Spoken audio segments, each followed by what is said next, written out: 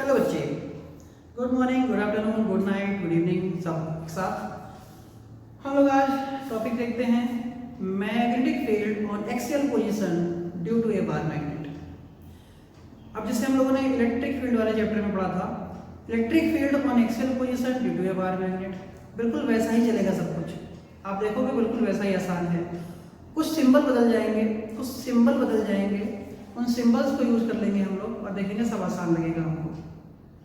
वहां पे चार्ज हम क्यू से शो करते थे, चार्ज स्ट्रेंथ को क्यू से शो करते थे, यहाँ पर पोल स्ट्रेंथ को एम से शो करते हैं, स्मॉल एम। वहां पे लेंथ 2a होती थी, यहाँ पे लेंथ 2l होती है। वहां पे इलेक्ट्रिक डाइपोल मोमेंट होता था p, और यहाँ पे मैग्नेटिक डाइपोल मोमेंट होता है कैपिटल M। कुछ चीजें अलग अलग हैं बस, बाकी सारी चीजें एक जैसे लगेंगी। ठीक है, देखो मान लो मेरे पास एक मैग्नेट है, north pole south pole A B, ये नॉर्थ पोल है और ये साउथ पोल है। ठीक है, इसकी जो लेंथ है वो 12 है, ये इसका मिड पॉइंट है, ये इसकी एक्सियल पोजीशन पी पॉइंट, ये एक्सियल पोजीशन पर पी पॉइंट। मुझको इस मैग्नेट की वजह से इस पी पॉइंट पर मैग्नेटिक फील्ड निकालनी है। तो जिस पॉइंट पर मुझे मैग्नेटिक फील्ड निकालनी होती है, मैं वहां पर यूनिट स्ट्रेंथ का एक पोल रख देता हूँ। मैं उस पॉइंट पर यूनिट स्ट्रेंथ का एक पोल रख देता हूँ। अब कैसा भी पोल मान लो, वैसे आइसोलेटेड पोल नहीं होता, फिर भी मैंने यहाँ पर एक मान लिया कि साउथ पोल रखा हुआ है। कैसा पोल रखा हुआ है? साउथ पोल रखा है, जिसकी वैल्यू 1 है। ठीक है, जो ये वाला नॉर्थ पोल है इसकी स्ट्रेंथ m है, ये वाला साउथ पोल है इसकी स्ट्रेंथ भी m है, क्योंकि ये डाइपोल बनेगा। डाइपोल तब बनेगा जब इक्वल स्ट्रेंथ हो और अपोजिट पोलरिटी हो। तो स्ट्रेंथ m है और ये पोलरिटी अपोजिट है। इस एक्सियल पोजीशन तक की डिस्टेंस देखो, यहां से लेकर यहां तक की डिस्टेंस को मैंने r माना, तो यहां से यहां तक को मैंने r माइनस l माना, और यहां से लेकर यहां तक की डिस्टेंस को r प्लस l माना।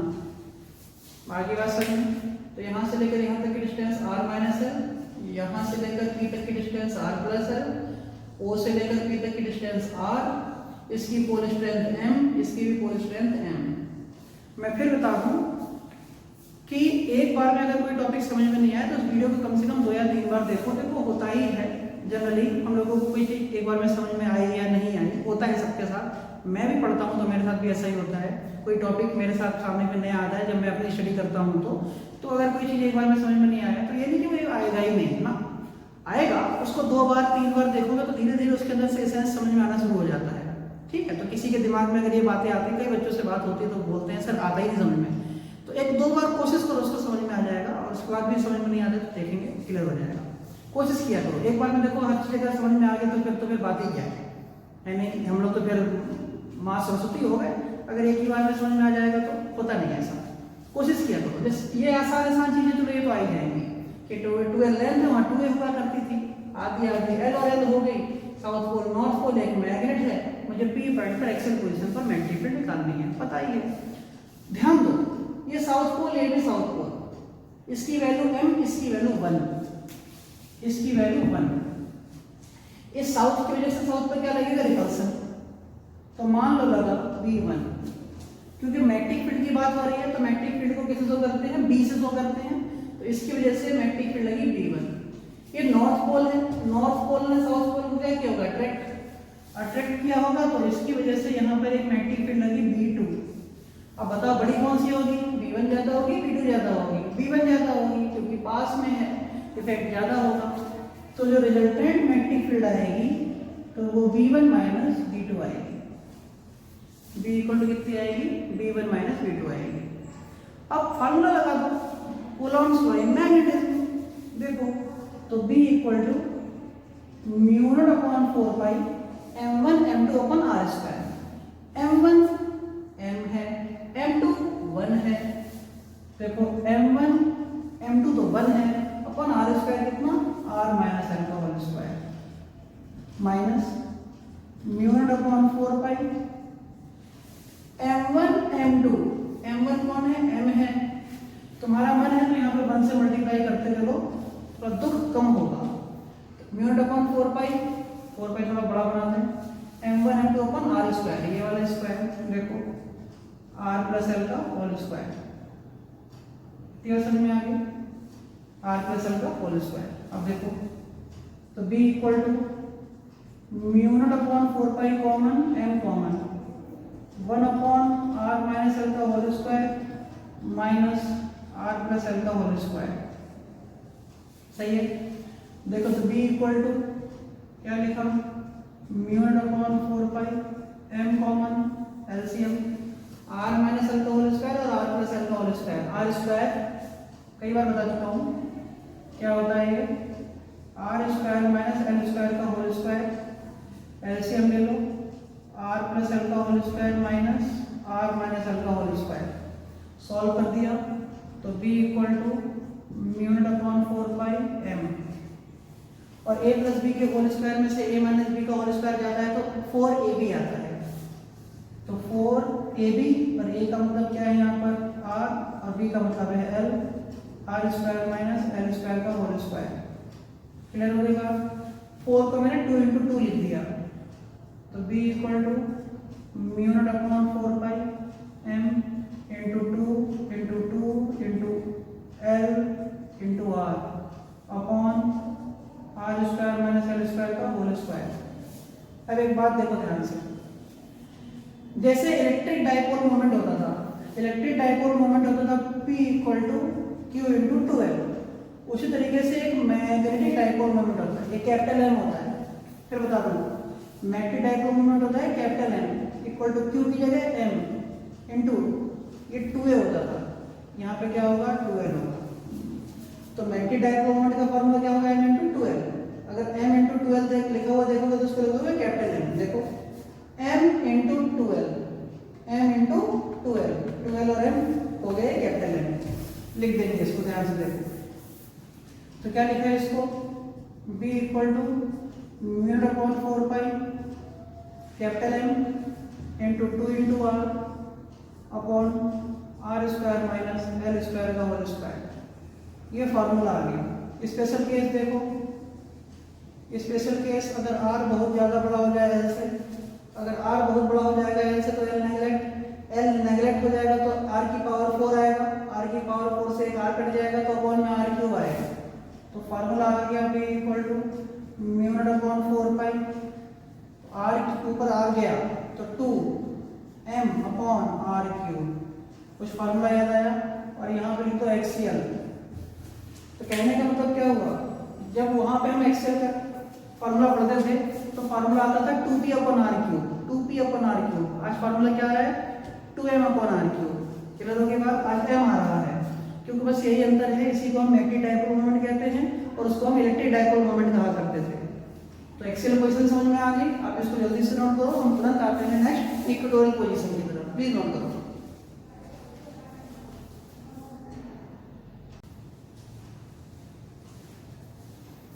देखो बच्चे, नेक्स्ट टॉपिक की तरफ आते हैं, magnetic field on equatorial position.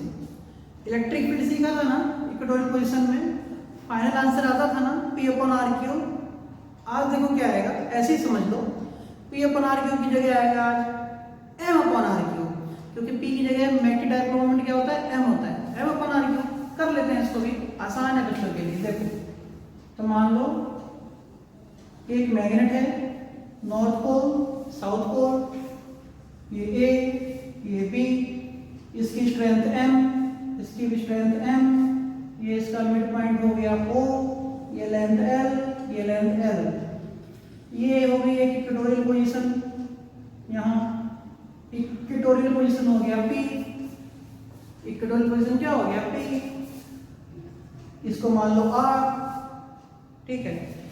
तो मैग्नेट हो गया AB, लेंथ हो गई 2L, पोल स्ट्रेंथ हो गई M और M, मुझे याद होना चाहिए, M का मतलब होता है पोल स्ट्रेंथ, कैपिटल M का मतलब होता है मैग्नेटिक डाइपोल मोमेंट, दोनों में अंतर है बच्चों। अब इस P पॉइंट पर मैंने नॉर्थ पोल रख दिया, P पॉइंट में मैंने क्या रख दिया नॉर्थ पोल रख दिया, कितनी वैल्यू का, यूनिट स्ट्रेंथ का, रख नहीं सकता हूँ वैसे क्योंकि आइसोलेटेड नहीं होता है, लेकिन एजम्पशन है, जैसे टेस्ट पोल बोलते हैं हम, जैसे डैश चार्ज वैसे डैश पोल, कि मैंने यहाँ पर एक यूनिट स्ट्रेंथ का नॉर्थ पोल रखा हुआ मान लिया। तो इस नॉर्थ की वजह से इस नॉर्थ पर क्या लगेगा, रिपल्सन लगेगा। देखो इसको B1 मान लो, इस साउथ की वजह से नॉर्थ पर क्या लगेगा, अट्रैक्शन लगेगा। इसको B2 मान लो, इस वाले एंगल को थीटा मान लो, लाइन ऑफ फोर्स, इसको भी थीटा मान लो। और जब दो फोर्स इस तरीके से लग रहे हो तो रिजल्टेंट अंदर से जाता है। अगर ये एंगल थीटा तो सर एंगल ये भी थीटा हो जाएगा। B1 के दो कंपोनेंट करो, B1 cos थीटा, ऊपर की तरफ कंपोनेंट क्या आएगा, B1 sin थीटा। B2 का कंपोनेंट करो, B2 cos थीटा, नीचे की तरफ कंपोनेंट क्या आएगा, B2 sin थीटा। बात समझ में आ गई। अब हम सबसे पहले क्या निकालना है, B1 निकालना है, B2 निकालना है। अगर ये लेंथ L है, ये लेंथ L है, तो ये लेंथ कितनी हो जाएगी, under root L square plus R square, L square plus R square हो जाएगी। तो देखो सबसे पहले निकालो B1, तो B1 इक्वल टू क्या आएगा, म्यू नॉट अपॉन 4 पाई, यहाँ से यहाँ तक के लिए M1 M2 M into 1 M into 1 upon AP का स्क्वायर, और AP का स्क्वायर मतलब इसका स्क्वायर, और इसका स्क्वायर कितना हो जाएगा, L square plus R square. B2 निकालो तो mu naught upon 4 pi M into 1, B2 मतलब BP का स्क्वायर, यहाँ से लेकर यहाँ तक का स्क्वायर, भाई यहाँ से लेकर यहाँ तक का स्क्वायर, और इसका स्क्वायर कितना हो जाएगा, वही L square plus R square. और इन दोनों को देख के क्या पता चला, इन दोनों को देख के पता चला कि B1 इक्वल टू B2 है। और जब B1 इक्वल टू B2 है तो B2 sin थीटा और B1 sin थीटा कैंसिल हो गए। अगर B1 इक्वल टू B2 है तो ये दोनों कंपोनेंट कैंसिल हो गए। तो जो टोटल मैग्नेटिक फील्ड आई, जो टोटल मैग्नेटिक फील्ड आई वो इसका और इन दोनों का सम हो गई। तो B इक्वल टू कितना बेटा, B1 cos theta plus B2 cos theta, तो B इक्वल टू क्या हो जाएगा, 2B1 cos थीटा, क्योंकि B2 और B1 बराबर हैं। लिखता हूँ यहाँ पर, ध्यान देना। तो B इक्वल टू, और मुझे पता है कि मेरे बच्चों को तो पहले से ही पता है सारी बातें, बिल्कुल आसान आसान है, तुम्हारा रटा हुआ भी है कि बस इसको सॉल्व कर देंगे, B1 की वैल्यू लगाओ, cos थीटा की वैल्यू लगाओ, सॉल्व कर दो। तो 2B1 की वैल्यू ये रही क्या, mu naught upon 4 pi M1 M2 upon L square plus R square. 2 B1 cos theta, यहाँ देखो cos थीटा क्या होता है, बेस अपॉन हाइपो, बेस कितना L, हाइपो कितना, वही हाइपो का मतलब कितना L square plus R square की पावर 1/2, ये रूट है ना, रूट तो 1/2।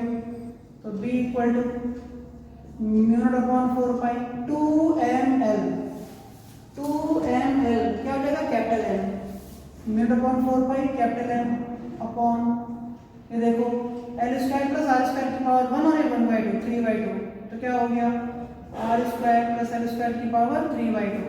ये आ गया फॉर्मूला।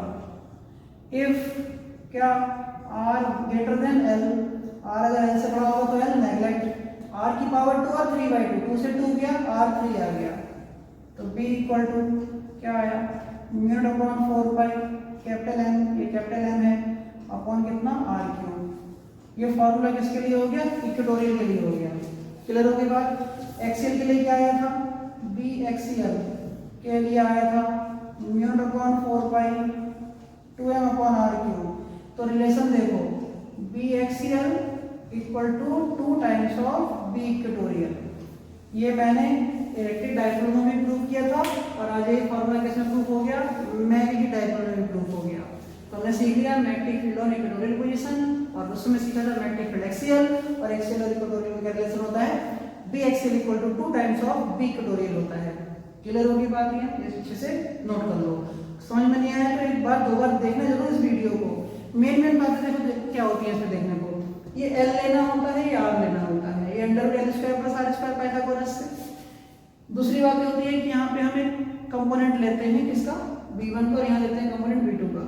इस P पॉइंट पर मैग्नेटिक फील्ड निकालना है तो यहाँ पे यूनिट पोल लेना पड़ता है, ये नॉर्थ है, ये साउथ है, तो नॉर्थ की वजह से नॉर्थ रिपल्सन, साउथ की वजह से नॉर्थ अट्रैक्शन। B1 ऊपर B2 नीचे, B1 cos theta B2 cos theta, B1 sin theta B2 sin theta, ये दोनों कैंसिल क्योंकि B1 इक्वल टू B2 आ रहा है, बस उसके बाद तो आसान है। चलो तो के बाद इसको 2 बार देखना, सब समझ में आ जाएगा। आप इसको लिखो जल्दी।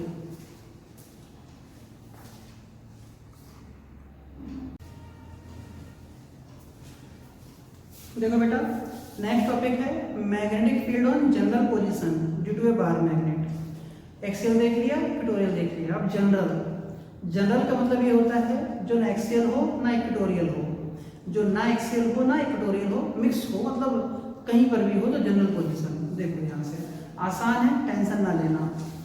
किसी वीडियो को 2 बार देखना कम से कम, क्योंकि एक बार में फिर मैं कह रहा हूँ हो सकता है समझ में ना आए। कभी कभी क्या होता है जब हम लोग नई चीज़ें पढ़ रहे होते हैं तो एकदम से ऐसा नहीं कि तुरंत समझ में आ जाती है। आप इसको 2 बार देखना, चीज़ों को जो बोलूँ उस चीज़ को वहाँ देखना, उस चीज़ को थोड़ा ध्यान से, सब समझ में आ जाएगा। कोशिश करना, और ऐसा बहुत ही आसान है, सब समझ में आ जाएगा मेरे बच्चों को। You are very intelligent, I know very well. आप बहुत इंटेलिजेंट हैं और मतलब अच्छा दिमाग है सबका, ये मैं जानता हूँ। ठीक है, आप देखो ये जनरल पोजीशन है बच्चों। तो मेरे बच्चों जनरल पोजीशन पर देखो कैसे निकालते हैं। मान लो ये मैग्नेट है, नॉर्थ, ये साउथ पोल और ये नॉर्थ पोल, साउथ और नॉर्थ पोल। क्या रखना, जो मैग्नेटिक डाइपोल मोमेंट होता है किसी मैग्नेट का, वो हमेशा साउथ से नॉर्थ चलता है, इंटरनली अंदर किधर जाता है वो साउथ से नॉर्थ। ठीक है, इसका मतलब जो इसका डाइपोल मोमेंट होता है वो ऐसे जाता है साउथ से नॉर्थ। अब ये जो पोजीशन होती ये इक्वेटोरियल होती, ये पोजीशन होती ये एक्सियल होती। आज ना इक्वेटोरियल है ना एक्सियल है, जनरल है। कौन सी है? जनरल। तो मैंने इसको यहां मान लिया, यहां मान लिया जनरल पोजीशन। ठीक है, और इसको हटा दिया, इसको हटा दिया। इस पॉइंट को मैंने पी पॉइंट मान लिया। ठीक है, ये इसका सेंटर O है, इसका सेंटर O है। मैंने इसको यहां से मिला दिया, इसको मैंने R मान लिया। पक्का? ये लेंथ कितनी हो गई? L हो गई, ये लेंथ भी L हो गई, ये A हो गया, ये B हो गया। मुझे इस पोजीशन पर इस मैग्नेट की वजह से, डाइपोल की वजह से मैग्नेटिक फील्ड निकालनी है। ध्यान देना, सोचो, मान लो मैं इस मैग्नेट को इस पोजीशन से घुमाकर ऐसे रख दूं, दिमाग लगाना, मैं इस मैग्नेट को इस पोजीशन से घुमाकर अगर मैं यहां रख दूं तो वो P पॉइंट इस मैग्नेट के अब इस कंडीशन में कौन सी पोजीशन पर है? एक्सियल, पहला केस। फिर सुनो, इस मैग्नेट को अगर मैं घुमाकर ऐसे रख दूं तो वो P पॉइंट अभी एक्सियल पर है। अगर मैं इसी मैग्नेट को घुमाकर ऐसे रख दूं, इस तरीके से रख दूं, ऐसे करके रख दूं, इस समय P पॉइंट कौन सी पोजीशन पर है? इक्वेटोरियल। इसका मतलब इस मैग्नेट को मैं 2 तरीके से घुमा सकता हूं, एक बार ऐसे घुमा दो तो इक्वेटोरियल, और एक बार ऐसे करके ऐसे घुमा दो तो एक्सियल पोजीशन। तो जनरल पोजीशन जो होता है वो एक्सियल पोजीशन और इक्वेटोरियल का मिक्सचर होता है, हमें वही करना है। देखो बेटा, मान लिया मैंने इस मैग्नेट को यहाँ घुमा दिया इस तरीके से, ऐसे मैंने यहाँ रख दिया, ये यहाँ ले आया। ध्यान देना, डायग्राम पे ध्यान देना, समझ में आ जाएगा। साउथ पोल यहाँ आ गया, नॉर्थ यहाँ आ गया, बी होगा बी डैश, ए हो गया ए डैश। तो अब ये एक्सियल पोजीशन हो गया, और मैंने इसको घुमाया कितना एंगल? Theta angle. कितना एंगल घुमाया? Theta angle. इसका मतलब ओरिजिनल एम यहाँ था, लेकिन उसका कंपोनेंट कितना हो गया? Theta angle.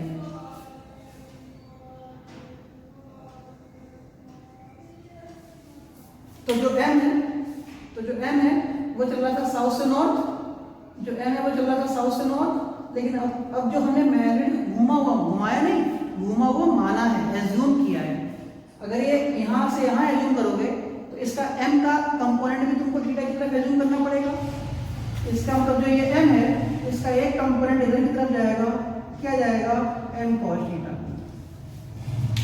इसका मतलब अगर ये मैग्नेट तुमने यहाँ एज्यूम किया है तो जो m है इसका भी एक कंपोनेंट तुम ऊपर की तरफ क्या मानोगे? m cos थीटा, क्योंकि इसका m का कंपोनेंट थीटा की तरफ m cos थीटा। तो यहाँ पे मैंने नॉर्थ पोल मान लिया 1 वैल्यू का। क्या पोल मान लिया? नॉर्थ पोल मान लिया 1 वैल्यू का। अगर मैंने नॉर्थ पोल मान लिया 1 वैल्यू का, तो इस नॉर्थ की वजह से नॉर्थ पर क्या लगेगा? रिपल्सन। साउथ की वजह से क्या लगेगा डायरेक्शन, लेकिन फाइनल क्या लगेगा रिपल्सन। तो इसकी मैग्नेटिक फील्ड आ गई B1। क्या आ गई B1। इस पोजीशन की वजह से A' B' पोजीशन की वजह से इस पॉइंट पर P पॉइंट पर मैग्नेटिक फील्ड क्या आ गई B1 एक्सियल पोजीशन में। दो आएगी, इस नॉर्थ की वजह से नॉर्थ पर आएगा रिपल्सन, साउथ की वजह से नॉर्थ पर आएगा डायरेक्शन। ऊपर आएगा 100, नीचे आएगा 80, 100 माइनस 80 20, ऊपर की तरफ आएगा रिजल्टेंट। ठीक है, अब ये B1 क्या है, B1 इक्वल टू है B एक्सियल कॉस थीटा। देखो B1 क्या है, इस मैग्नेट की एक्सियल पोजीशन पर मैग्नेटिक फील्ड, और एक्सियल पोजीशन पर मैग्नेटिक फील्ड तो है और साथ में कंपोनेंट कौन सा, कॉस वाला। क्लियर। फिर बोल दूं, आखिरी बार बोल रहा हूं बच्चों से, अगर देखो फिर हो सकता है कि 2 बार देखने से अच्छा है कि एक ही बार में समझ में आ जाए, क्यों चक्कर में पड़ोगे। ए भी एक मैग्नेट था, पी एक जनरल पॉइंट था, मुझे इस पी पॉइंट पर आर दूरी पर मैग्नेटिक फील्ड निकालनी थी। ये पी पॉइंट एक बार एक्सियल पे पाया जाएगा, एक बार इक्वेटोरियल पे पाया जाएगा। जब एक्सियल पे आया तो एक्सियल पर मैंने मैग्नेटिक फील्ड निकाली, कितनी आई B1 आई। वो B1 किसके बराबर थी, एक तो एक्सियल और कंपोनेंट कौन सा, कॉस। क्लियर। अब इस मैग्नेट को मैंने ऐसे घुमा दिया, इस तरीके से इधर की तरफ ऐसे घुमा हुआ मान लिया, ऐसे घुमा हुआ मान लिया। साउथ पोल आ गया यहाँ, ए हो गया A', नॉर्थ पोल आ गया यहाँ, बी हो गया B'। अभी मैग्नेट यहाँ घूम गया तो थीटा तो ऊपर हो गया, तो नीचे कौन सा कंपोनेंट होगा, साइन थीटा। तो मान लो इस नॉर्थ की वजह से क्या लगेगा, रिपल्सन, इस साउथ की वजह से क्या लगेगा, अट्रैक्शन। तो रिजल्टेंट जाएगा इधर की तरफ। ये क्या हो गया B2। अब B2 किसके बराबर होगा, B2 होगा B इक्वेटोरियल साइन थीटा के बराबर, क्योंकि अगर थीटा ये हो गया तो दूसरा कंपोनेंट क्या होगा, m sin थीटा। तो m sin थीटा काम करना है, इन दोनों के बीच का एंगल कितना होगा, 90 डिग्री होगा। तो इनका रिजल्टेंट बीच में से जाएगा कितने एंगल, क्या मैग्नेटिक फील्ड बनाता हुआ, B मैग्नेटिक फील्ड बनाता हुआ। B1 आ गया इस पोजीशन की मैग्नेटिक फील्ड, B2 आ गया इक्वेटोरियल पोजीशन की मैग्नेटिक फील्ड।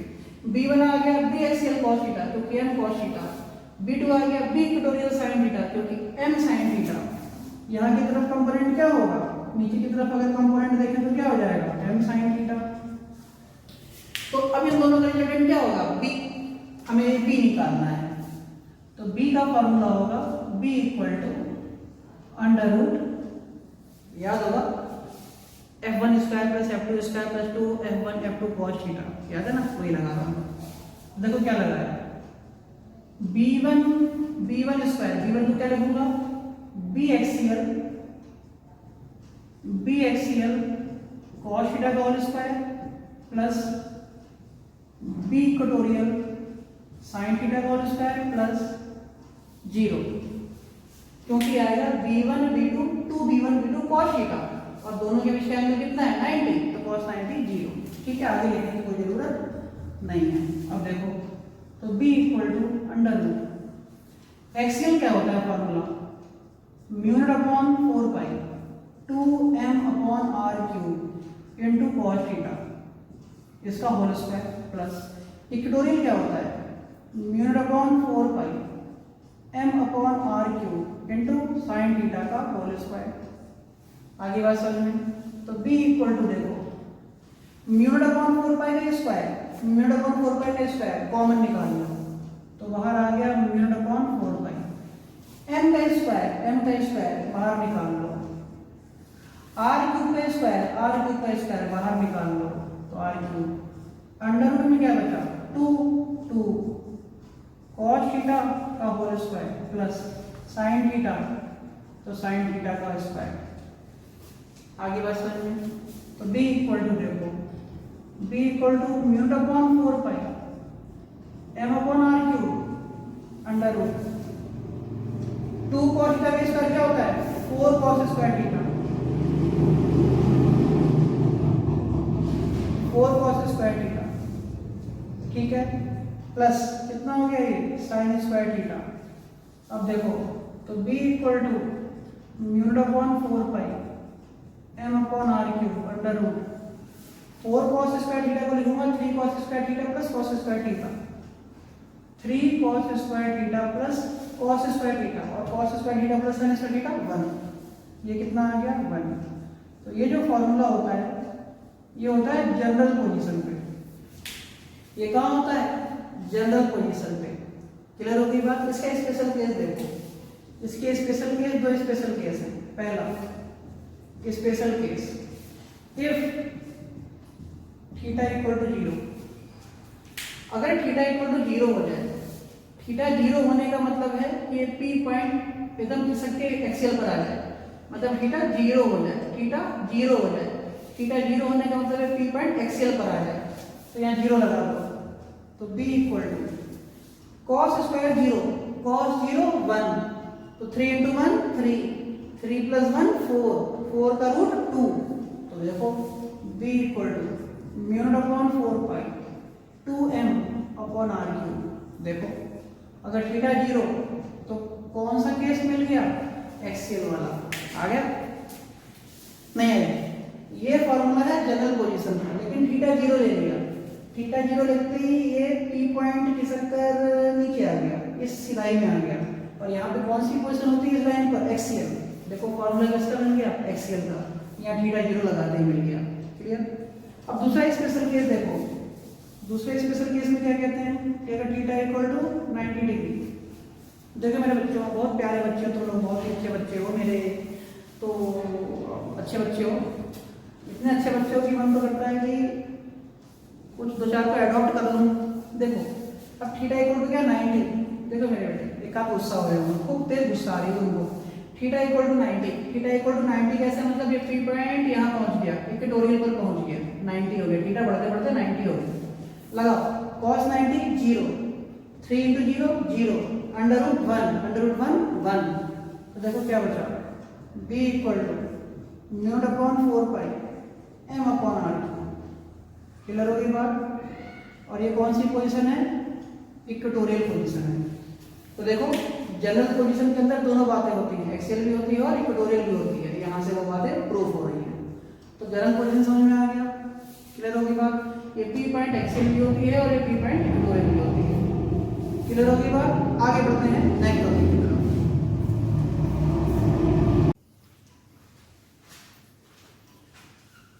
चलो बच्चे, नेक्स्ट टॉपिक है torque on A magnetic dipole in magnetic field.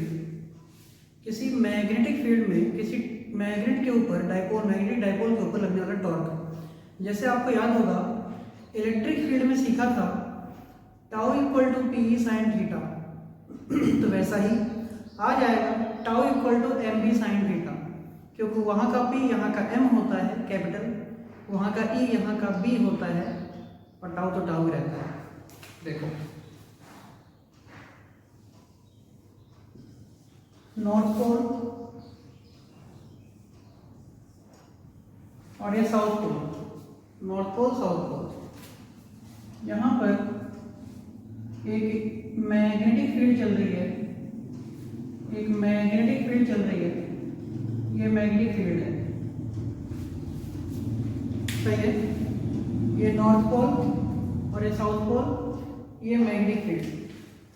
इस मैग्नेटिक फील्ड में मैंने एक मैग्नेटिक डाइपोल रख दिया। क्या रख दिया? Magnetic dipole. ये मैंने साउथ लिया और ये मैंने नॉर्थ पोल लिया। साउथ पोल नॉर्थ पोल, इसकी पोल स्ट्रेंथ क्या होती है? m होती है। इसकी पोल स्ट्रेंथ क्या होगी? m होगी। साउथ है तो नॉर्थ वाला अपनी तरफ खींचेगा, कितने से? mb से। साउथ वाला नॉर्थ को कितनी फोर्स से खींचेगा? F इक्वल टू mb से। जैसे एक फॉर्मूला होता था F equal to QE, electric field के लिए F इक्वल टू QE। अगर Q चार्ज को E इलेक्ट्रिक फील्ड में रखोगे तो फोर्स F लगेगा। अगर मैग्नेटिक फील्ड B है और पोल स्ट्रेंथ M है, अगर पोल स्ट्रेंथ M है, वही सेम है सब कुछ, Q की जगह M है स्मॉल वाला, और मैग्नेटिक फील्ड इलेक्ट्रिक फील्ड की जगह है, तो फोर्स कितना? mb हो गया। टॉर्क का फॉर्मूला क्या होता है? Force into perpendicular distance between two forces. अब देखो अगर मैं इसको कहूँ A, इसको कहूँ B, इन दोनों के बीच की परपेंडिकुलर डिस्टेंस ये होगी C, ये 90 डिग्री। तो टॉर्क का फॉर्मूला होगा force into BC, force into BC। तो इन दोनों में से कोई सा फोर्स ले लो, और दोनों के बीच की परपेंडिकुलर डिस्टेंस ले लो। और ये देखो मैग्नेटिक डाइपोल मोमेंट क्या होता है, कैपिटल एम, और ये एंगल कितना बना, थीटा। ये हो गया थीटा, और इसकी लेंथ कितनी होती है, 2l। डाइपोल की लेंथ कितनी होती है, 2l।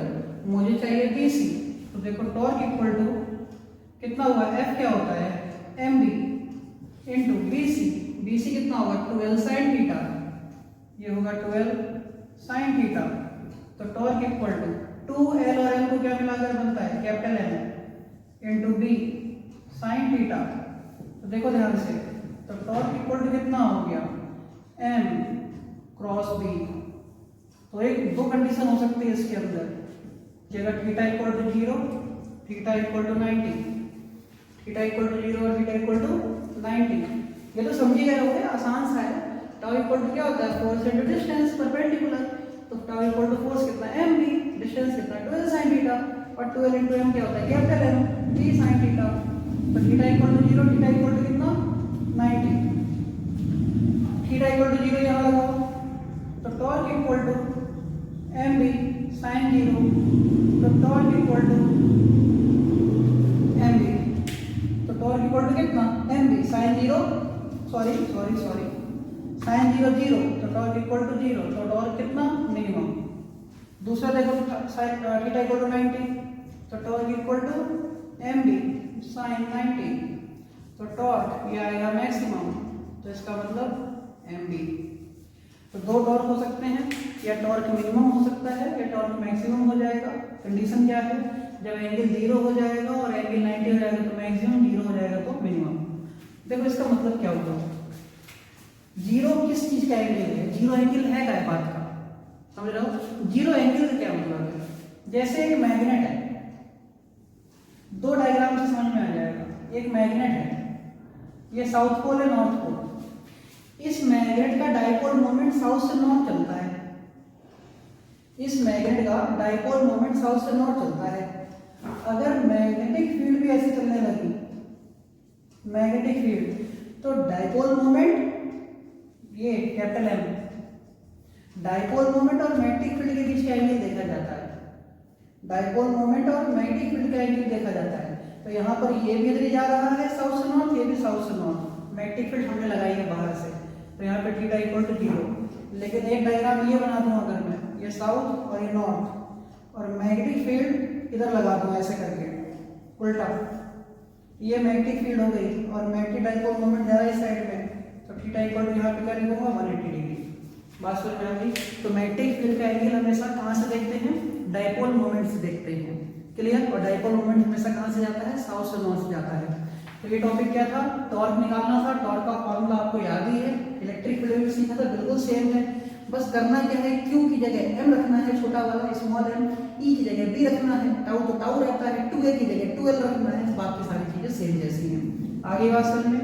ये मिनिमम टॉर्क कब होगा, जब थीटा इक्वल टू 0 होगा, मतलब मैग्नेटिक डाइपोल मोमेंट और एंगल, मैग्नेटिक फील्ड का एंगल 0 होगा।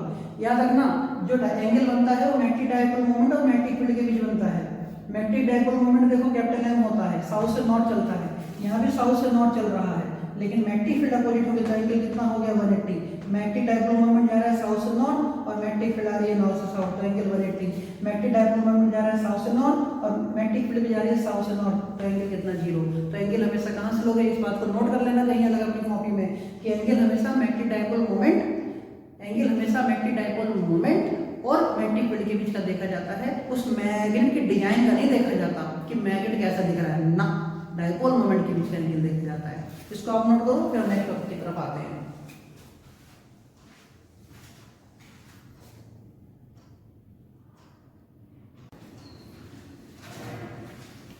चलो देखो, अब हम लोग एक नए टॉपिक के साथ प्रेजेंट हैं, और नया टॉपिक क्या है, work done in rotating A magnetic dipole in uniform magnetic field या मैग्नेटिक फील्ड। देखो होता क्या है, हम लोगों ने जैसे सीखा था इलेक्ट्रिक डाइपोल के केस में W equal to P cos theta 1 minus cos theta 2 देखा था। कुछ ऐसा ही यहाँ आने वाला है कि एक मैग्नेट है, उस मैग्नेट को मैग्नेटिक फील्ड में थीटा 1 एंगल से थीटा 2 एंगल तक घुमाया जा रहा है, तो कितना वर्क होगा। तो सोच के देखो, अगर कोई भी मैग्नेट को घुमाओगे, मान लो एक मैग्नेट किसी मैग्नेटिक फील्ड में थीटा 1 एंगल पर है, इसको थीटा टू एंगल तक घुमाना है, इसी मैग्नेट को हमें थीटा टू एंगल तक घुमाना है। कहाँ तक घुमाना है? थीटा टू एंगल तक घुमाना है। पहले ये जो मैग्नेट था साउथ नॉर्थ, ये मैग्नेटिक फील्ड में थीटा वन एंगल पर रखा था। ये पहला वाला मैग्नेट देखो कितना एंगल पर रखा हुआ है? थीटा वन एंगल पर रखा हुआ है। देखो पहला मैग्नेट थीटा वन एंगल पर रखा है। मैं चाहता हूँ कि इसको घुमा के थीटा टू एंगल तक रख दूँ तो कितना वर्क होगा। तो देखो ना यार, थीटा वन से थीटा टू तक मेरी तो बस की है नहीं कि मैं इकट्ठे घुमा लूँ। मैं छोटी छोटी एंगल को घुमाऊंगा, मैं तो छोटा छोटा वर्क करूंगा। रास्ते में मैं यहाँ पहुँचा बीच में कहीं, और मैंने जो छोटा सा एंगल घूमा वो घूमा डी थीटा। मैंने इसके ऊपर टॉर्क लगाया टाउ, मैंने छोटा सा वर्क किया डी डब्ल्यू। ठीक है, जब मैं यहाँ से पहुँचा इस पोजीशन तक, मैंने छोटा सा एंगल घुमाया डी थीटा, छोटा सा वर्क हुआ डी डब्ल्यू, और टॉर्क लग ही रहा था टाउ। तो मैं चाहता हूँ पूरा वर्क आ जाए। पूरा वर्क कितना होगा जरा देखना, जरा ध्यान से फॉर्मूले को देखो। फॉर्मूला क्या कहता है? तो फॉर्मूला होगा D W equal to tau D theta. Work का फॉर्मूला होता है फोर्स इनटू डिस्प्लेसमेंट। यहाँ पे एंगल की बातें हो रही हैं तो एंगुलर वर्क हो गया, और एंगुलर डिस्प्लेसमेंट है, और एंगुलर फोर्स है। इसलिए D W equal to torque का फॉर्मूला क्या था? M D sine theta D theta. हम चाहते हैं थीटा वन से थीटा टू तक, थीटा टू तक घुमाया। वर्क 0 से W हुआ, तो डी डब्ल्यू का कितना? W 0 से W, एम बी बाहर आ गया, और ये कितना हुआ? Integration sine theta, integration theta one to theta two sine theta D theta. ये हो गया W minus 0 W equal to M B sine theta का integration minus cos theta theta one to theta two. तो W equal to M B minus cos theta, minus बाहर निकाल दिया, तो M B cos theta theta one to theta two. इसलिए W equal to M B upper limit minus lower limit cos theta to minus cos theta one. देखो ध्यान से, minus से multiply कर दो तो W equal to M B bracket कितना आया? Cos theta one minus cos theta two. बात समझ में आ गई? W इक्वल टू कितना? M B cos theta one minus cos theta two. Theta one वो एंगल है जो पहले था, थीटा टू वो एंगल है जो बाद में था। मैं एक काम करता हूँ, मैं थीटा वन को 0 ले देता हूँ, फिक्स कर देता हूँ। मैं एक काम करता हूँ कि थीटा वन को 0 ले लेता हूँ, फिक्स कर देता हूँ। 0 लेने का मतलब है ये मैग्नेटिक फील्ड के साथ था, मतलब मैग्नेटिक डाइपोल मोमेंट की वैल्यू मैग्नेटिक फील्ड के साथ थी। अब थीटा टू कुछ भी हो सकता है। अगर थीटा टू लूँ 90 तो मैग्नेट आ गया 90 पे, पहले ऐसे था। अब थीटा टू लूँ 180 तो मैग्नेट उलट के बिल्कुल ऐसा हो गया। बात समझ में आ रही है? थीटा वन फिक्स हो गया कि मैग्नेट ऐसा है, 90 180 जो भी। थीटा वन अगर 0 लूँ और थीटा टू अगर मैं 90 लूँ, देखो W इक्वल टू क्या आएगा? W आएगा M B cos 0 minus cos 90, ठीक है, 90 डिग्री। तो W equal to M B cos 0 1 minus 90 equal to कितना आया? M B. अगर मैं थीटा वन इक्वल टू 0 लेता हूँ और थीटा टू इक्वल टू 180 लेता हूँ, theta one equal to 0 degree और theta two equal to 180 degree, तो देखो W इक्वल टू कितना आएगा? M B cos 0 minus cos 180। तो देखो W इक्वल टू आएगा M B cos 0 1 cos 180 minus 1, तो W इक्वल टू आएगा 2 MB। बात समझ में आ गई? इसको कहते हैं स्टेबल टू अनस्टेबल इक्विलिब्रियम। बहुत स्पेशल केस है, स्टेबल टू अनस्टेबल इक्विलिब्रियम। ये इसको नहीं कहोगे, स्टेबल टू अनस्टेबल इक्विलिब्रियम ये होता है स्पेशल केस कि थीटा इक्वल टू 0 से थीटा 180, पूरा मैग्नेट को ऐसे से ऐसे कर दिया, तो स्टेबल टू अनस्टेबल इक्विलिब्रियम। तो थीटा इक्वल टू 0 टू 180 को कहते हैं stable to unstable equilibrium. Stable equilibrium से लेकर अनस्टेबल इक्विलिब्रियम तक, सी से यूज कर, स्टेबल इक्विलिब्रियम से अनस्टेबल इक्विलिब्रियम तक, 0 से 180 कितना आता है? 2 MB आता है। रट लेना इसको, रट लेना रट लेना रट लेना। आ रही बात समझ में कि नहीं? कोई तुमसे पूछे इसी को घुमाने में, इस मैग्नेट को घुमाने में पोटेंशियल एनर्जी कितनी हुई, उस मैग्नेट की पोटेंशियल एनर्जी कितनी हुई? अरे यार पोटेंशियल एनर्जी तो उतनी हुई ना जितनी वर्क हुई, जितनी वर्क हुई उतनी पोटेंशियल एनर्जी हुई। तो जहाँ W लिखा हुआ है इस W के फॉर्मूले में U लिख दो, तो U इक्वल टू क्या आ गया, mb cos θ1 माइनस cos θ2, और ये कौन सी एनर्जी हो गई, पोटेंशियल एनर्जी हो गई। कोई तुमसे वर्क निकालने को कहे तो W निकाल देना, और कोई तुमसे कहे पोटेंशियल एनर्जी निकालो तो W तक निकालना और W को U लिख देना, कहना यही इसकी पोटेंशियल एनर्जी है। क्योंकि हम जानते हैं किसी भी तरीके की एनर्जी वर्क से ही आती है, पोटेंशियल एनर्जी वर्क से ही आएगी। तो पहले आपको वर्क निकाल के उसको U लिख देना है, और उसी को हम क्या कहते हैं, पोटेंशियल एनर्जी है। तो स्टेबल समझ में आ गया सारा। तो क्या किया, एक मैग्नेट को किसी एंगल से दूसरे एंगल तक घुमाना था। पहले एंगल θ1 था, बाद वाला एंगल θ2 था। हमने बीच में कोई एंगल dθ मान लिया। फिर बता इसलिए रहा हूँ, मैं दोबारा रिवीजन इसलिए करा रहा हूँ कि अगर एक बार में कोई स्टेप समझ में नहीं आया तो दूसरे बार में देख लो मेरे बच्चों, यार बहुत अच्छे बच्चों आप, इसलिए टेंशन मत लेना। θ1 से θ2 घुमा रहा हूँ तो मैं θ से θ2 तक तो डायरेक्ट जा नहीं सकता। जब मैं उसको डायरेक्ट जा नहीं सकता तो मैं रास्ते में छोटा सा एंगल dθ चल के गया, उस dθ में कितना टॉर्क लगा, टाउ ऊपर कितना हुआ dw, तो dw equal to tau dθ, tau की वैल्यू लगा, इंटीग्रेट किया sin θ का माइनस cos θ, θ1 तो θ2 बाहर माइनस cos बाहर निकाल लिया माइनस का, तो cos θ1 माइनस cos θ2 w आ गया। और एक θ1 इक्वल टू 0 रख दो, θ2 90 रख दो, 0 रख दो, 180 रख दो। यह स्पेशल केस होता है जिसको हम स्टेबल टू अनस्टेबल इक्विलिब्रियम कहते हैं। रख लो यार, stable to unstable, stable to unstable कौन सा, स्टेबल टू अनस्टेबल कौन सा, स्टेबल टू अनस्टेबल कौन सा, θ1 0 से लेकर θ2 180 तक। फार्मूला क्या आता है इसका, 2mb 2mb 2mb 2mb 2mb आता है। क्लियर हो गई बात? चलो, अगर कोई कहे पोटेंशियल एनर्जी निकालो तो क्या निकालोगे, W निकाल लो, W तो निकालना है यार कैसे भी, और ये तुम W की जगह U रख दो, बस बात खत्म। Potential energy of the dipole in magnetic field आ जाता है।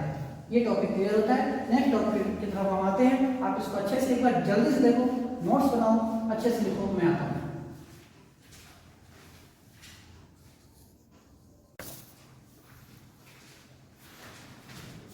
हेलो बच्चों, अब हम लोग आपके सामने तैयार हैं सब लेकर, हम लोग टॉपिक लिखने हैं क्लॉक रूल। ये एक छोटा सा टॉपिक है। टॉपिक में क्या ही कंसेप्ट है, याद रखने वाली बातें हैं, उसको हम लेकर शुरू होते हैं, क्योंकि नेक्स्ट टॉपिक जो सिखाऊंगा मैं उसमें हमें जरूरत पड़ेगी इसकी।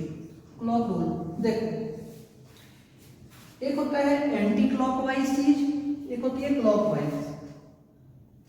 अगर किसी लूप में, सर्कुलर लूप में करंट एंटी क्लॉक चल रही है, अगर किसी करंट सर्कुलर लूप में करंट एंटी क्लॉक चल रही है, एंटी क्लॉक, तो वो हमेशा नॉर्थ पोल बनाती है। देखो, नॉर्थ पोल बनाती है। क्या बनाती है? नॉर्थ पोल।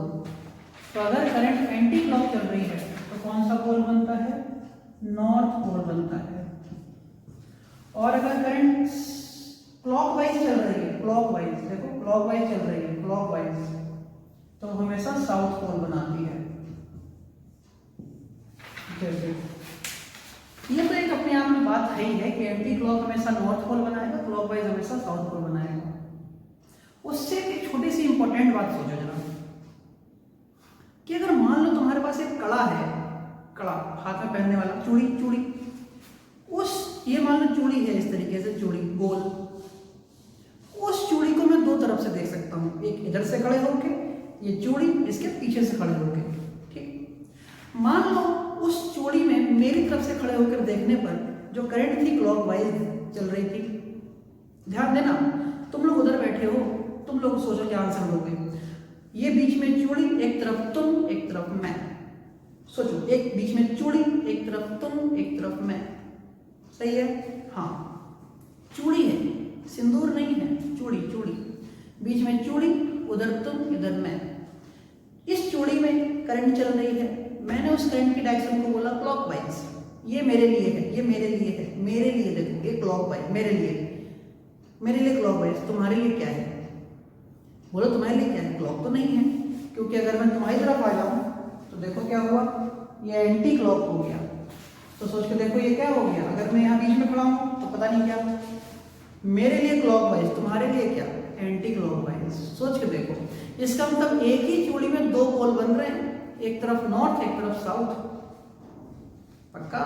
इसीलिए हम कहते हैं कि अगर एक सर्कुलर लूप है, सर्कुलर लूप है, सर्कुलर लूप है तो वो भी डाइपोल है, सर्कुलर लूप है तो वो भी क्या है, dipole. Di means two, pole means polarity. जैसे ये रहा देखो, एक कागज पे मैंने लिखा साउथ, क्या लिखा, साउथ। अब ये साउथ और कुछ नहीं, क्लॉकवाइज है।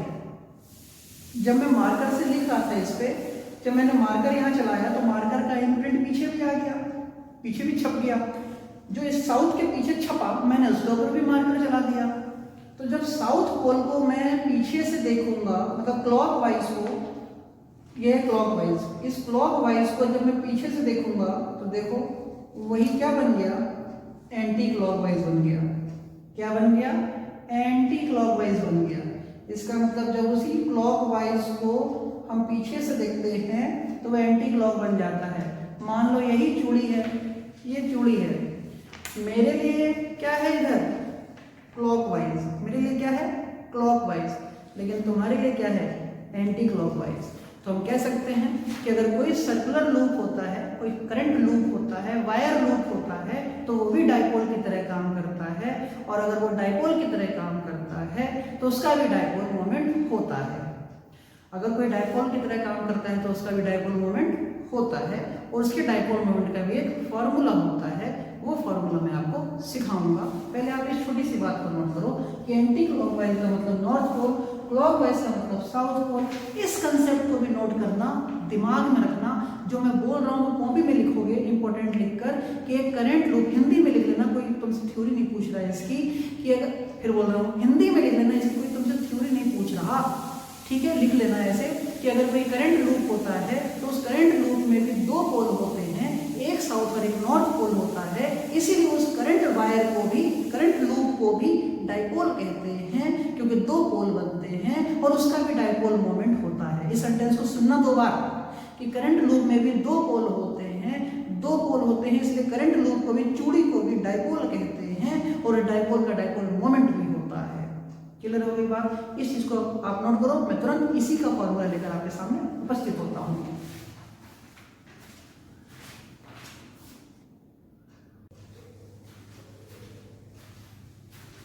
देखो बेटा, लास्ट हम लोगों ने जो पढ़ा उसी का एक पार्ट, कि करंट लूप जो होता है वो मैग्नेटिक डाइपोल की तरह वर्क करता है, और अगर मैग्नेटिक डाइपोल होगा तो मैग्नेटिक डाइपोल मोमेंट भी होगा। मैंने यहाँ पर एक करंट लूप लिया, देखो ये करंट लूप लिया, ये वायर है, ये वायर है, ये वाला, ये वायर है, इसके अंदर एक करंट चल रही है आई। राइट हैंड थंब रूल की वजह से, राइट हैंड थंब रूल की वजह से, इस करंट की वजह से मैग्नेटिक फील्ड सेंटर पर ऊपर की तरफ गई, और जिधर की तरफ इसकी मैग्नेटिक फील्ड का मोमेंट हो रहा है उसी को हम इसका डाइपोल मोमेंट की डायरेक्शन मानते हैं। अगर ये सर्कुलर लूप ऐसा है और करंट चल रही है इसमें इस तरीके से, तो मैग्नेटिक फील्ड ऐसे सेंटर से निकली ऊपर, राइट हैंड थंब रूल लगाओगे तो करंट, मैग्नेटिक फील्ड निकली ऊपर तो इसका डाइपोल मोमेंट भी ऊपर। और अगर करंट चल रही है इस तरीके से, मैंने थंब लगाया नीचे, तो मैग्नेटिक फील्ड अगर गई नीचे तो इसका डाइपोल मोमेंट नीचे। तो करंट चल रही थी, यहाँ पर हमने देखा करंट चल रही थी एंटी क्लॉकवाइज, तो इसका मैग्नेटिक फील्ड का मोमेंट निकला ऊपर, सेंटर से होता हुआ ऊपर। इसी को मैंने एन कैप लिख दिया, एरिया वेक्टर शो कर रहा है, क्योंकि अगर ये एरिया है, ये करंट लूप का एरिया है, तो ये एंगल 90 डिग्री है। अगर ये करंट लूप का एरिया है तो मैग्नेटिक फील्ड ऊपर निकल रही है, तो एंगल 90 डिग्री है, वही लिख रहा है मैं यहाँ, एन कैप। तो देखो फार्मूला क्या होता है, करंट कितनी आई, मान लो इस लूप का एरिया कितना, ए, फार्मूला देखो तो मैग्नेटिक डाइपोल मोमेंट का बहुत ही आसान फार्मूला है, इक्वल टू आई ए। आप आइए और सीखिए। तो मैग्नेटिक डाइपोल मोमेंट का फार्मूला क्या है, equal to I current into area, खत्म। अगर नंबर ऑफ टर्न्स एन हो, ये नंबर ऑफ टर्न्स एन हो, एन बार लपेटा गया हो तार को, M equal to N I, खत्म। इन वेक्टर फॉर्म क्या करोगे, एम वेक्टर लगा दो, एन आई ए वेक्टर, क्योंकि एरिया वेक्टर क्वांटिटी होती है, हम लोगों ने पढ़ा है। तो M vector equal to N I, A क्या है इसका मैग्नीट्यूड और ये है यूनिट वेक्टर। तो वेक्टर इक्वल टू क्या होता है, मैग्नीट्यूड इनटू यूनिट वेक्टर, लिख दिया मैंने यहाँ पर, आसान सी बात है। तो देखो कुल मिला के क्या सीखा हमने कि current loop as a magnetic dipole. क्यों कह रहा हूँ इसको मैग्नेटिक डाइपोल, फिर से समझा दूँ आपको मैं इसको क्यों कह रहा हूँ मैग्नेटिक डाइपोल। क्योंकि अगर ये ऊपर से देखूँ, मैं ये ऊपर से देखूँ, यहाँ मेरी आँख है, ये मेरी आँख है, ये मेरी आँख है, मैं ऊपर से देखूँ तो मुझको दिख रहा है क्या, एंटी क्लॉकवाइज। ये मैं नीचे से देखूँ, मैंने अपनी आँख को यहाँ रख दिया, आँख का नीचे में आई कहते हैं, हाथ ऊपर रखा तो ये बना एंटी क्लॉक, और इसी को मैंने नीचे से देखा होगा, नीचे से बैठ के क्या देखा होगा, क्लॉकवाइज, इसलिए डाइपोल बोलता हूँ मैं लूप को, समझ गए ना। तो m इक्वल टू क्या फॉर्मूला होता है डाइपोल मोमेंट का, आइए फिर m इक्वल टू n आइए, नंबर ऑफ टर्न्स n है, इन वेक्टर फॉर्म में लगा दो यार vector, area vector m vector हो गया। इसमें जो ni है ना, ni फैक्टर ni रट लो अब कब समझोगे। फैक्टर जो ni है उसका नाम होता है एम्पियर टर्न। ni का नाम क्या होता है, एक ऐसा फैक्टर उसका नाम होता है एम्पियर टर्न। याद रखना, बहुत छोटा सा पार्ट है, छोटी सी बात है लेकिन याद रखने वाली चीज है। Factor ni is called ampere turn, ni को एम्पियर टर्न कहते हैं ऑफ द करंट लूप का एम्पियर टर्न कहते हैं। m का फार्मूला क्या बना, m के फार्मूले में क्या होगा, ampere turn into area of the current loop. m का फार्मूला क्या कहोगे, कोई पूछे तो ampere turn into area of the current loop. देखो ampere turn into face area of the loop या करंट लूप का एरिया। चलो अब तो तुमसे कोई तुमसे कहे कि m equal to 1 ampere metre square है, इसकी वैल्यू m की वैल्यू 1 हो गई। 1 होने का मतलब क्या है, n equal to 1, a equal to 1 metre square, current equal to 1 ampere. अगर करंट 1 हो जाए, नंबर ऑफ टर्न्स 1 हो जाए, एरिया 1 मीटर स्क्वायर हो जाए, तो सबको मिलाकर m 1 हो जाएगा। तो magnetic dipole moment 1 ampere metre square तब कहलाएगा, magnetic dipole moment 1 ampere metre square तब कहलाएगा जब एक नंबर ऑफ टर्न एक सर्कुलर लूप में जिसका एरिया 1 मीटर स्क्वायर हो, उसमें जो 1 एम्पियर करंट चलेगी, जब एक नंबर ऑफ टर्न में लूप में 1 मीटर स्क्वायर जिसका एरिया हो और 1 एम्पियर की करंट चलेगी, तो उसका magnetic dipole moment 1 ampere metre square होगा। ये उसकी डेफिनेशन है, ये मैंने वही लिखा है, देखो।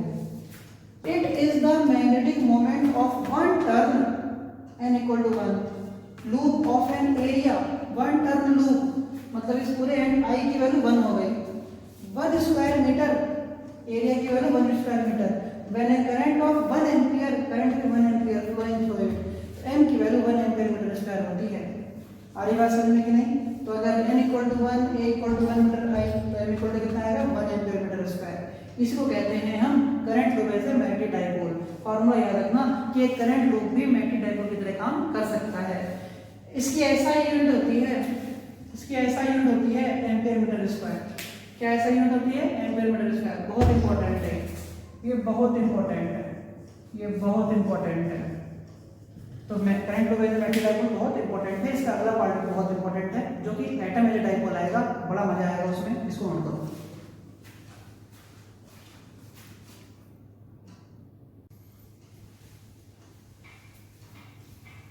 हेलो बच्चों, अब जो ये टॉपिक है, इस टॉपिक को कहीं अपनी कॉपी में नोट कर लो कि ये बहुत इंपॉर्टेंट है।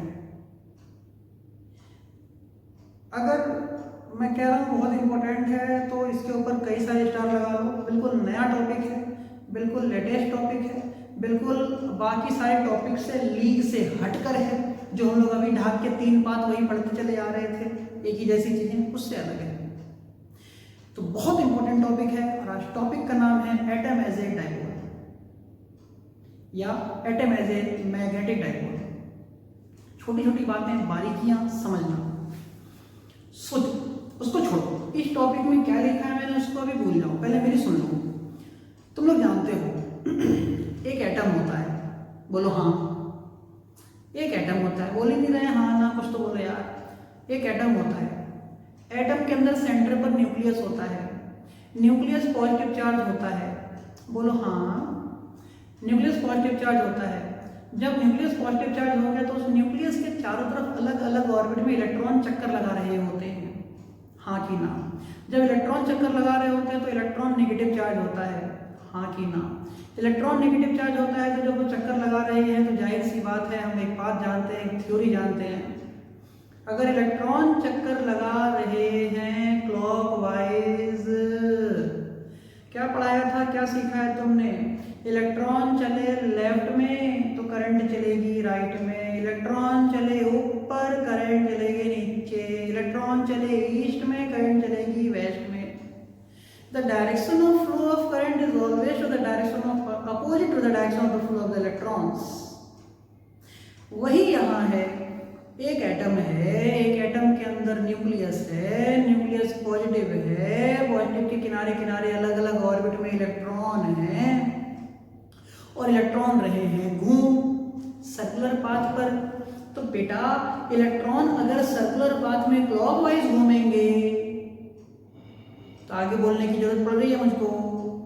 अगर इलेक्ट्रॉन क्लॉकवाइज घूमेंगे, भैया इलेक्ट्रॉन कहीं भी घूमते हैं तो करंट बनती है, तो करंट एंटी क्लॉक बनेगी, मतलब एटम के अंदर भी करंट बनेगी। सोचो, एटम के अंदर भी करंट बनेगी। अगर मान लो एक लूप में करंट बन भी गई तो एक तरफ से मैं देखूंगा, कहूंगा क्लॉकवाइज, तुम्हारी तरफ से क्या कहोगे एंटी क्लॉकवाइज। क्या डाइपोल नहीं हो गया? अगर ये डाइपोल हो गया मेरे बच्चों, मेरे प्यारे बच्चे, तो क्या एटम के अंदर सारी ड्रामा चल रहा है? ये सारा ड्रामा कहाँ चल रहा है? एटम के अंदर, इलेक्ट्रॉन के घूमने की वजह से। तो क्या तुम टॉपिक नहीं कह सकते एटम इज डाइपोल? क्योंकि डाइपोल किसके अंदर बना? एटम की वजह से। तो एटम भी तो एक डाइपोल की तरह काम कर रहा है मेरे प्यारे बच्चों। यस और नो? फिर सारी चीजों को मैं एक बार रिकॉल कर दूं। एक एटम है, एटम के अंदर न्यूक्लियस है, न्यूक्लियस के चारों तरफ इलेक्ट्रॉन घूम रहा है, अलग अलग ऑर्बिट में घूम रहा है। इलेक्ट्रॉन के घूमने की वजह से करंट चलती है, करंट इलेक्ट्रॉन की उल्टा चलती है। इलेक्ट्रॉन चले क्लॉकवाइज, करंट चली एंटी क्लॉकवाइज। मान लो मैंने उधर से देखा तो क्लॉक बोला, तुमने देखा तो एंटी क्लॉक बोला, तो दो पोल बने कि नहीं बने? तो एटम इज डाइपोल बना कि नहीं बना? बना। तो कैसे बना तुम सीख चुके हो, अब इसकी सारी बातें समझो। ये डायग्राम देखो, बड़े आराम से, बड़े प्यार से, बड़े मोहब्बत से सीखना इस चीज को बहुत इंपॉर्टेंट है। हाँ, प्यार मोहब्बत से ही सीखना चाहिए। हाँ देखो फिर, ये एटम है, एटम है, ATAM है, ATOM सॉरी, ATOM एटम। हाँ, ये एटम है, ये इलेक्ट्रॉन है, ये न्यूक्लियस है, जेडी। न्यूक्लियस के ऊपर चार्ज कितना? जेडी। लगते हैं मजे लेने। न्यूक्लियस के ऊपर चार्ज कितना? जेडी प्लस का, जेडी प्लस होता है प्रोटॉन। न्यूट्रॉन बेचारा कहीं का नहीं होता। इलेक्ट्रॉन नेगेटिव, इलेक्ट्रॉन घूम रहा है, देखो इलेक्ट्रॉन घूम रहा है, ये इलेक्ट्रॉन की घूमने की डायरेक्शन है, ये एरो इलेक्ट्रॉन की घूमने की डायरेक्शन है, इलेक्ट्रॉन की घूमने की डायरेक्शन है एंटी क्लॉक, इलेक्ट्रॉन की घूमने की डायरेक्शन है एंटी क्लॉक। उसकी वजह से करंट पैदा हुई, ये रही करंट, ये कैसे चली? क्लॉक। ये कैसे चली? क्लॉक। इस ऑर्बिट की रेडियस कितनी, जिसमें इलेक्ट्रॉन घूम रहा है उसकी रेडियस कितनी? r। अब एक करंट इतनी दूर नहीं चलती, लगे तुम करंट को 2 किलोमीटर दूर चला रहे हो ना, ये सड़कें चलती है, तो डॉट डॉट दिखाया है, ये r यहाँ मानो, यहाँ मानो, यहाँ मानो, एक ही बराबर है, करंट भी बिल्कुल पास में है। तो ऑर्बिट की रेडियस कितनी? r। पक्का ध्यान दो। अब करंट की वजह से बनता है मैग्नेटिक डाइपोल मोमेंट। करंट चली क्लॉकवाइज, तो यहाँ रखा मैंने थंब, और मैग्नेटिक मोमेंट अंदर जा रहा है। देखो मैग्नेटिक फील्ड कैसी? अंदर। मैग्नेटिक फील्ड कैसी? अंदर। मैग्नेटिक फील्ड कैसी? मेरी उंगलियां कहाँ जा रही है? Inside, inside. तो मैग्नेटिक मोमेंट भी अंदर। तो देखो अंदर का साइन कैसा, इनसाइड का साइन कैसा? क्रॉस। तो मैग्नेटिक मोमेंट को लिखा मैंने क्रॉस। अगर यही चलने लगता क्लॉकवाइज तो ये चलता एंटी क्लॉक। एंटी क्लॉक तो क्या लिखता मैं? यहाँ लिखता डॉट, ऐसा बनाता मैं, ऐसा ये बनाता डॉट, फिर क्या कहता? आउटसाइड। इतना समझ में आ गया बच्चे? हाँ या ना यार? इतना समझ में आ गया? बिल्कुल दिमाग को गोबर मत करो, एकदम बिल्कुल बस गोबर। ये इलेक्ट्रॉन ऐसे चल रहा है, चलने दो यार। इलेक्ट्रॉन चला तो करंट बनी, करंट बनी, उसका उल्टा, उल्टा बनी तो मैग्नेटिक मोमेंट दिया, मैग्नेटिक मोमेंट दिया इनसाइड। इतनी बात समझ में आ गई। आगे बढ़ते हैं। करंट का फॉर्मूला होता है I = Q/T, और मैग्नेटिक मोमेंट का फॉर्मूला होता है IA, M = IA, M = IA, और I निकालना पड़ेगा, A निकालना पड़ेगा, एरिया, I निकालना पड़ेगा। कैसे? I = E/T, I = Q/T होता है, वहीं से मैंने E/T लिख दिया। तो I = 2πr/v। T का मतलब टाइम, टाइम का मतलब डिस्टेंस अपॉन स्पीड। एक इलेक्ट्रॉन को पूरा चक्कर चलने में कितना डिस्टेंस चलना पड़ेगा? 2πr। कितनी स्पीड से? v स्पीड से। तो एक चक्कर में लगा हुआ टाइम कितना? 2πr/v। तो करंट में रख दो फार्मूले में, I = E/T, T = कितना? 2πr/v। आ गया यहाँ पे समझ में? We know that orbital magnetic moment, वही मैग्नेटिक मोमेंट की बात हो रही है। और ऑर्बिटल मैंने क्यों लगा दी? क्योंकि इस बार ऑर्बिट में बन रहा है, इसलिए ड्रामा लगा रहा हूँ मैं। तो ऑर्बिटल मैग्नेटिक मोमेंट वही है, M = IA। I क्या? ये वाला। एरिया कितना? इसका एरिया πr²। तो देखो M = IA, M = I की वैल्यू EVr/2πr। एरिया कितना? πr²। समझ गए? तो देखो r से r गया, पाई से पाई गया, तो M = फॉर्मूला आ गया EVr/2। M equal to formula आ गया E V are upon two. तुम चाहो तो इन फार्मूलों में ई की जगह माइनस ई लेके चल सकते हो, लेकिन उसकी जो जरूरत अभी यहाँ पर मुझे दिख नहीं रही है, इसलिए मैं उसको माइनस ले नहीं रहा हूँ। मैं इसका सबका मैग्नीट्यूड लेके चल रहा हूँ यहाँ। क्लियर? मैं मैग्नीट्यूड लेके चल रहा हूँ, ठीक है। चाहेंगे तो वो माइनस लगा के भी कर देंगे, उससे कोई फर्क वाली बात नहीं होती है। देखो यार, तो एम इक्वल टू कितना आई है, आई की value E V upon two pi R into area कितना पाई आर स्क्वायर। एरिया किसका? इस ऑर्बिट का, E V are upon two. समझ गए? एम इक्वल टू आ गया E V are upon two. Clear? अब तुम लोगों ने पढ़ा रखा होगा angular momentum, orbital angular momentum का फॉर्मूला होता है L equal to M V R, mass into velocity into radius. तो ऑर्बिटल एंगुलर मोमेंटम का फॉर्मूला क्या होता है? L equal to M V R, L equal to M V R. इस वाले फॉर्मूले में, इस इक्वेशन नंबर 2 में m से मल्टीप्लाई करो, m से डिवाइड करो। जब इसमें तुम m से मल्टीप्लाई करोगे तो एम वी आर ऊपर हो जाएगा, एम वी आर और नीचे m आ जाएगा, M V are upon m हो गया। इसी फॉर्मूले में m से मल्टीप्लाई m से डिवाइड करो, क्योंकि मुझे इसी ये ऑर्बिट में दो बातें लानी है, एक तो उसका खुद का momentum, orbital momentum magnetic moment, और एक लाना है एंगुलर मोमेंटम। दोनों में रिलेशन लाना है, m में और l में रिलेशन लाना है। समझिए मेरे बच्चों? तो m equal to E V are upon two, m से मल्टीप्लाई m से डिवाइड, m से मल्टीप्लाई m से डिवाइड किया तो क्या आया? e m v r upon 2m, और m v r क्या होता है? l, m equal to e m v r upon 2m, और m v r क्या होता है? m v r क्या होता है? l लगा दिया। m equal to e m v r l upon 2m, l को नीचे ले आए, m upon l equal to e upon 2m। जो ये e अपॉन 2m है, ई अपॉन टू, बहुत इंपॉर्टेंट नाम, किसको कहते हैं? Gyromagnetic ratio. क्या कहते हैं? गायरोमैग्नेटिक रेशियो कांस्टेंट होता है। बहुत इंपॉर्टेंट है। जितने भी एग्जामिनर आते हैं ये क्वेश्चन जनरली पूछते हैं बहुत बच्चों से, गायरोमैग्नेटिक रेशियो समझाओ। बच्चे के मुंह में से झाग निकलने लगता है, रेड कलर का, लाल रंग का झाग, समझ में नहीं आता क्या आंसर दे। गायरोमैग्नेटिक रेशियो किसे कहते हैं? सुनो, ऑर्बिटल मैग्नेटिक मोमेंट और ऑर्बिटल एंगुलर मोमेंट के रेशियो को गायरोमैग्नेटिक रेशियो कहते हैं। अच्छे बच्चों तो याद कर लो, अच्छे बच्चों को याद कर लो। कैसे? ऑर्बिटल मैग्नेटिक मोमेंट और ऑर्बिटल एंगुलर मोमेंट के रेशियो को गायरोमैग्नेटिक रेशियो कहते हैं। ये कांस्टेंट होता है इलेक्ट्रॉन के लिए, किसी चार्ज के लिए भी, e upon m, charge to mass ratio, और इसकी वैल्यू होती है 8.8 इंटू 10 की पावर 10 कूलम पर किलोग्राम। बहुत इंपॉर्टेंट। कैसे बताऊं? हाथ जोड़ के पैर छू के बोलूं, क्या बोलूं? बहुत इंपॉर्टेंट। 8.8 इंटू 10 की पावर 10 कूलम पर किलोग्राम फॉर इलेक्ट्रॉन।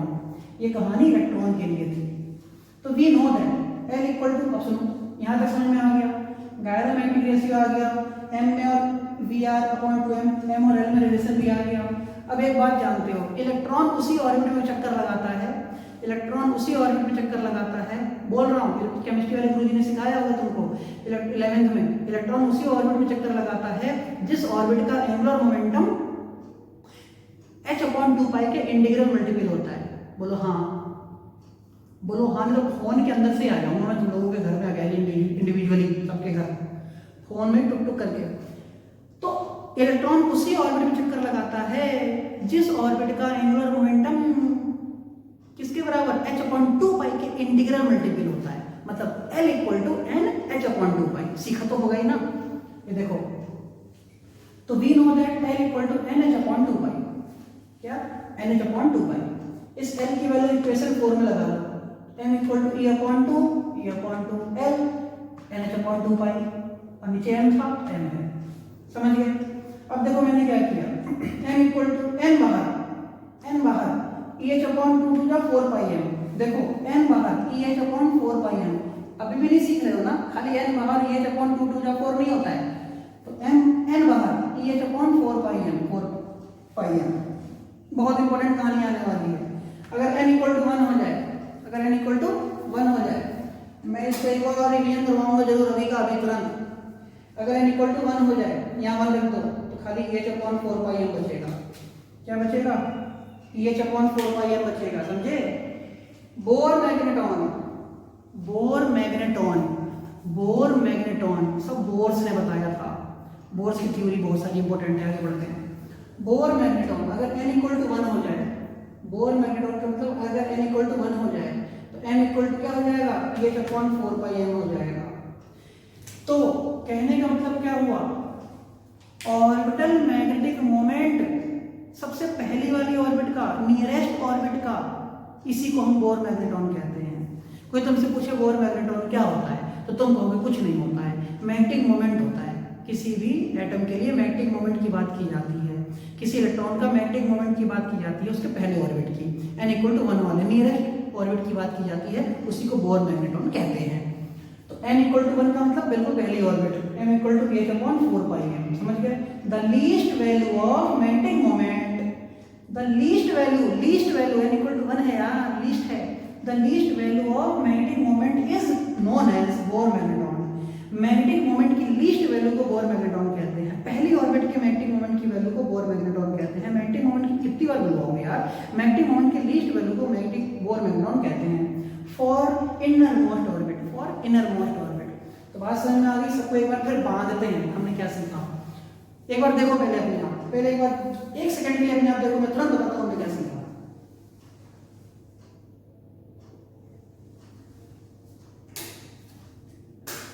देखो हमने क्या सीखा, बाइंड अप करते हैं इसको। एक एटम है हमारे पास, एक एटम के अंदर ये न्यूक्लियस है, ये इलेक्ट्रॉन घूम रहा है, देखें कितनी जल्दी सीखते हो। इलेक्ट्रॉन घूम रहा है एंटी क्लॉक, इलेक्ट्रॉन के घूमने की वजह से होती है करंट बनी क्लॉकवाइज करंट बनी, तो मैग्नेटिक फील्ड कैसे गई, सेंटर पर इनसाइड, तो मैग्नेटिक मोमेंट भी कैसा, इनसाइड, तो मैग्नेटिक मोमेंट मैंने दिखाया क्रॉस। मुझे इस वाले इलेक्ट्रॉन का, एटम का पूरे का डाइपोल मोमेंट बताना है। क्या बताना है भैया, डाइपोल मोमेंट। और डाइपोल मोमेंट का फॉर्मूला होता है m=IA। I क्या करंट, A क्या एरिया। तो I का फॉर्मूला क्या होता है, E/T। तुम चाहो तो यहाँ बोल चुका हूँ माइनस लगा दो, क्योंकि जब तुम बुक खोलोगे तो हो सकता है उसमें माइनस लगा हुआ हो, तो देखिए हमारे बारे में अच्छी अच्छी बातें मत सोचने लगना। होता ही यही है, यहाँ बता दिया प्लस और बुक में देखा माइनस। बच्चे ने जैसी खोली बुक, अरे देखा अच्छा टीचर ने तो प्लस बताया था, यहाँ तो माइनस लिखा हुआ है। अब लगे अच्छी अच्छी बातें सोचने तुरंत, और वो सारी बातें यहाँ बन जाएंगी। I= कितना बेटा, E/T। तुम चाहो तो माइनस लगा देना, मेरे लाल मेरे पीले। I=E/T। T क्या होता है, 2πr/v। एक चक्कर में चली गई दूरी 2πr, कितनी स्पीड से, v, तो टाइम कितना 2πr/v। इसकी वैल्यू यहाँ लगा, तो I=EV/2πr, खत्म। m क्या, IA, I आ चुका, एरिया πr²। m=IA, I आ चुका, एरिया πr², समझो सही है। तो m=EV/2πr, πr², पाई से पाई गया, r से आ गया। m=EV/2, clear, m=EV/2। अब हम चाहते हैं m जो कि ऑर्बिटल मोमेंट है, ऑर्बिटल डाइपोल मोमेंट है, हम चाहते हैं इसके साथ एंगुलर मोमेंटम भी आ जाए, L भी आ जाए। L का फॉर्मूला होता है mvr, L होता है mvr। तो इस वाले को m से मल्टीप्लाई, m से डिवाइड किया। अब तो रट लो यार, m कितना, बिल्कुल दिमाग कमजोर करके रखे रहो तुम लोग, याद हो जाने देखते में, तो मुझे भी हो गया। m कितना, E mvr/2m। mvr को क्या लिखोगे, तो क्या हुआ, m=EL/2m, हुआ नहीं हुआ, EL/2m। L को नीचे ले आओ, m/L=E/2m। मुझे तो याद हो गया यार, तुम लोगों को गुस्सा आ रही। m/L=E/2m। E/2m क्या, गायरोमैग्नेटिक रेशियो। यहाँ बोलो, नाम बोलो दो बार, गायरोमैग्नेटिक रेशियो। घर में बैठे बैठे नाम बोलो, कोई नहीं सुनना, शर्मा रहे हो सब एक दूसरे से। m/L gyromagnetic ratio. तुमसे कोई पूछे चलते फिरते गायरोमैग्नेटिक रेशियो क्या होता है बताओ, तो तुम क्या बताओगे, नहीं बताएंगे, तुम बताओगे मैं ऑर्बिट का मैग्नेटिक मोमेंट, डाइपोल मोमेंट और एंगुलर मोमेंट, और उसी का एंगुलर मोमेंट का रेशियो को कहते हैं गायरोमैग्नेटिक रेशियो। इसकी वैल्यू होती है 8.10 कूलम पर किलोग्राम इलेक्ट्रॉन के लिए, फिक्स होती है, कांस्टेंट होती है। ठीक, अब क्या करो, इस फॉर्मूले को ऐसे आने दो, यहाँ ले आओ।